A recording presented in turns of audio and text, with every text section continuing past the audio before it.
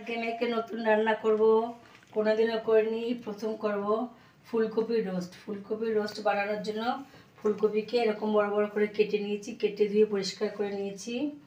আর এখানে নিয়ে নিয়েছি কাজু, কিশমিশ আর চালমগজ, এটাকে ভিজিয়ে রেখে দিয়েছি।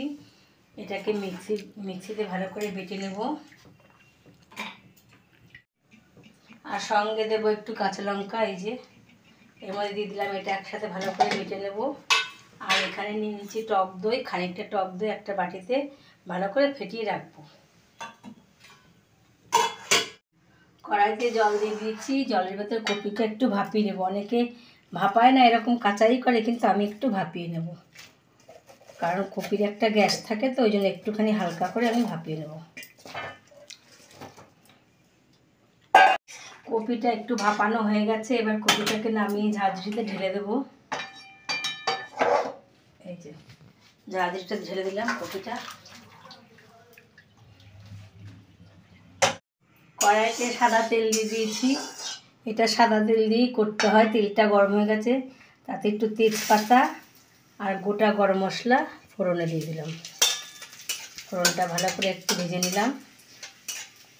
এইবার যে কাজু, কিশমিশ আর চালমগজ বাটাটা রেখে দিয়েছিলাম, ওটা দিয়ে ভালো করে কষিয়ে নেব। এটা ভালো করে তেলের মধ্যে কষিয়ে নেব। মশলা কষানোর মধ্যে একটু নুন আর একটু মিষ্টি দিয়ে দিলাম, দিয়ে ভালো করে কষিয়ে নেব। মশলাটা প্রায় কষানো হয়ে গেছে, এবার ভাপিয়ে রাখা কপিটাকে ছেড়ে দিলাম।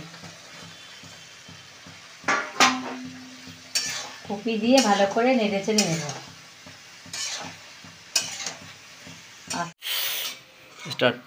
কপিটা হয়ে গেছে প্রায়, এবার টক দই দিয়ে নামিয়ে দেবো। টক দই দিয়ে একটু কষিয়ে নেব।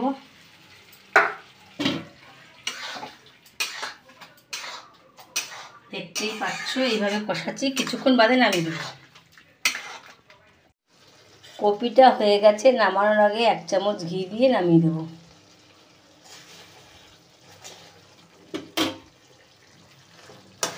এমনি করে আপনারা খুঁজে দেখবেন, যে কপি না খায় সেও কপি খাবে, এত টেস্ট লাগে। আর এটা রুটি, ভাত, লুচি, পরোটা, ফ্রাইড রাইস সব কিছুর সাথেই খাওয়া যাবে।